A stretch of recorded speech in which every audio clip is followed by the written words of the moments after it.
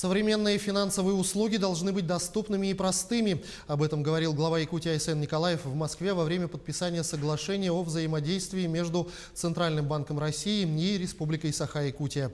В современном мире пользоваться финансовыми услугами становится только проще. Люди активно вкладывают деньги в акции, используют накопительные счета. И одна из самых важных задач сегодня – научить население грамотно распоряжаться средствами, чтобы это было безопасно. Также глава республики отметил еще одну острую проблему для якутян – это недоступность банковских услуг. В нашем северном регионе еще много мест, где просто нет отделений даже самых популярных банков, и у людей нет возможности обналичить деньги с карточек, а значит, они не могут элементарно расплатиться в магазинах. Айсен Николаев озвучил идею, которая может во многом решить эту проблему. Проект называется «Цифровое село».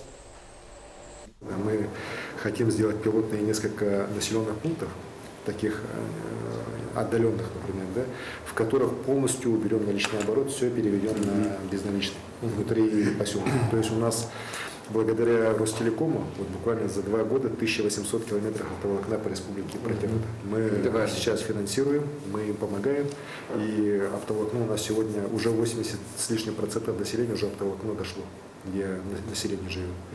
В ближайшие годы мы еще вложимся и хотим довести там уже свыше 90% доступность оптоволокна для населения.